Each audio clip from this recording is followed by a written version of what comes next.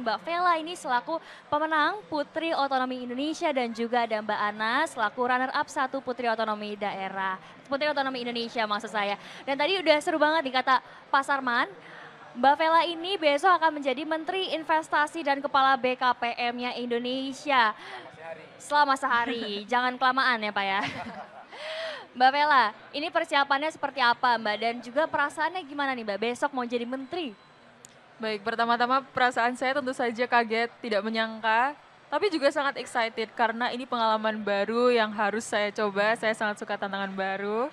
Dan persiapan saya sejauh ini adalah dari segi knowledge tentunya memperbanyak ilmu tentang investasi di Indonesia. Dan terima kasih kepada Bapak Sarman sudah menghadirkan kami 15 Putri Otonomi Indonesia di Apkasi Otonomi Expo. Sehingga saya dan teman-teman juga bisa belajar tentang potensi-potensi daerah seluruh Indonesia di sini yang bisa menjadi peluang menarik investor. Gitu persiapannya. Mbak Vela ini umurnya masih 19 tahun ya. Betul. Tidak hanya cantik rupawan tapi juga pastinya memiliki bakat-bakat luar biasa. Mbak Vela harapannya apa sih Mbak untuk besok nih kan menjadi Menteri Investasi? Harapannya seperti apa Mbak? Saya sangat berharap dengan kesempatan yang diberikan besok untuk menjadi Menteri Investasi sehari, bisa memotivasi tidak hanya diri saya, tapi juga banyak perempuan-perempuan dari seluruh Indonesia, bahwa kita bisa menjadi seorang pemimpin, kita bisa merasakan punya kekuasaan, bukan untuk hal yang negatif, tapi bisa dimanfaatkan untuk membawa Indonesia pada kemajuan yang lebih baik ke depannya. Amin, amin. Nih Mbak Vela dan Mbak Ana ini masih muda-muda banget. Mbak Vela masih 19 tahun, Mbak Ana masih 21 tahun. Sudah menjadi Putri Otonomi Indonesia runner up 1 dan juara 1 ya. Luar biasa ini. Berarti memang masa depannya cerah ya Pak Sarman bisa dibilang seperti itu.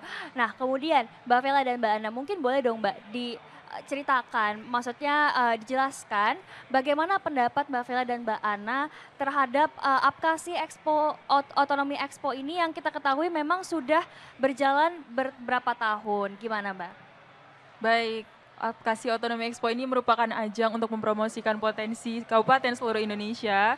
Banyak sekali stand dan booth yang ada di sini, bahkan lebih dari 200 ya Bapak ya.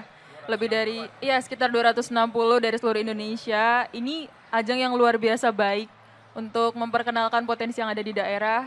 Tidak hanya secara nasional, tapi juga sampai ke internasional karena beberapa duta besar dan juga tamu yang diundang di sini juga berasal dari mancanegara. Ini juga merupakan milestone kunci yang menghubungkan para pelaku usaha dari daerah-daerah Indonesia dengan pemangku kepentingan di sektor pariwisata dan ekonomi kreatif khususnya yang harus dimanfaatkan agar terjadi sinergi yang positif antara pihak-pihak tersebut ke depannya. Baik, luar biasa ya memang. Kemudian Mbak Ana, gimana Mbak menurut Mbak Ana sendiri? Ya, menurut saya ini sangat bagus ya Mbak, apalagi untuk teman-teman yang ada di Jakarta yang ingin merasakan euforia berada di kampung halamannya Mbak ya. Kalau misal mereka kangen ke kampung halamannya tapi nggak jauh, nggak bisa ke sana, mereka bisa ke sini buat explore semuanya dan iya temu kangen. Dan kami juga sangat ini ya Mbak, bangga banget karena kita bisa memperkenalkan budaya, memperkenalkan banyak potensi-potensi daerah dan dari kabupaten kita, nggak hanya ke orang-orang yang belum mengenal kabupaten-kabupaten lainnya, tapi kita juga bisa mengenalkan kepada para duta-duta besar, para Diaspora luar negeri ya Mbak betul. Ana pastinya. Ini kan Mbak Vela mungkin dan Mbak Ana boleh dong dipromosikan wilayahnya masing-masing ada produk-produk atau program-program atau mungkin wisata apa yang menarik dari wilayahnya masing-masing. Mulai dari Mbak Vela dulu mungkin? Baik, Klaten adalah kota 1001 umbul. Umbul itu mata air alami, airnya seger banget, asli dari daerah Gunung Merapi di sana. Wisata umbul itu luar biasa banyak di Klaten, jangan lupa datang. Dan kalau ke Klaten bawa oleh-olehnya itu adalah kain lurik. Kain lurik. Tenun lurik yang diproduksi dengan alat tenun bukan mesin, masih alami dan asli, menggunakan dan memberdayakan tidak hanya warga-warga tradisional dan warga lokal, tapi juga perempuan-perempuan lokal tepatnya bisa didapatkan di daerah Pedan dan juga Cawas. Kalau main ke Klaten jangan lupa beli lurik. Luar Thank biasa you. ini sustainable banget berarti ya kain Yes. lurik itu. Mbak Ana silahkan Mbak. Untuk teman-teman semua, jangan lupa untuk kebut Kabupaten Minahasa Utara sebagai salah satu destinasi super prioritas di Indonesia, Likupang. Karena di tempat kita banyak banget produk-produk khas eh, yang perlu kalian ketahui. Dan tentunya potensi-potensi daerah kita tidak kalah dengan kabupaten yang lainnya. Terima kasih. Biar yang nonton tahu mungkin bisa datang dulu ke Apkasi Expo kali ya Pak Sarman ya. Sebelum pesan tiket langsung ke Klaten dan ke Minahasa Utara. Menurut Pak Sarman sendiri gimana Pak?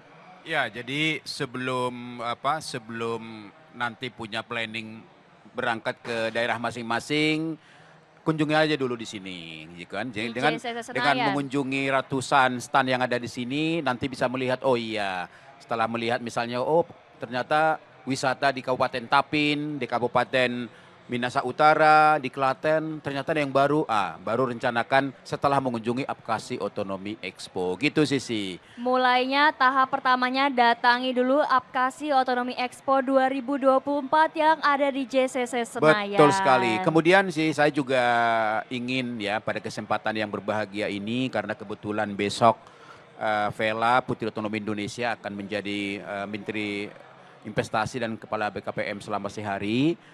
Tentu kami atas nama Apkasi mengucapkan terima kasih dan penghargaan yang setingginya kepada Bapak Menteri Investasi dan Kepala BKPM Bapak Bahlil Lahadalia atas perhatian dukungan yang diberikan kepada putri-putri daerah dari kabupaten yang besok diberikan hadiah berupa Menteri Investasi dan Kepala BKPM selama sehari.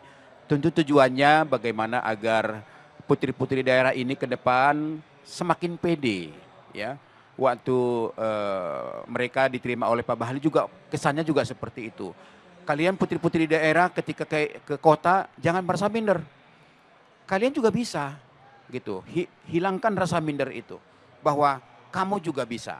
Belajar terus, semangat, kejar mimpimu, kamu akan bisa juga seperti mereka. Nah itu pesannya. Jadi artinya mudah-mudahan besok Vela jadi Menteri Investasi selama sehari akan dapat pengalaman yang berharga, bagaimana seorang leader, bagaimana seorang menteri, tanggung jawabnya yang besar, bagaimana untuk memajukan bangsa ini ke depan.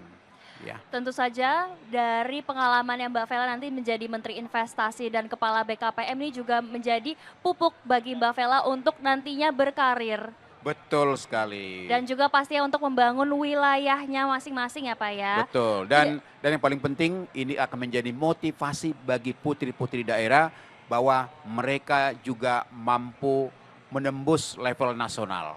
Ini bisa menjadi motivasi bagi seluruh putri-putri wilayah di Indonesia ya. Agar tidak hanya nasional aja tapi wilayah kita juga punya banyak loh bakat-bakat cemerlang yang mungkin belum ditemukan. Tapi sebenarnya masih banyak ya Pak Sarman, Mbak Vela dan Mbak Ana, terima kasih sekali atas bincang-bincangnya hari ini.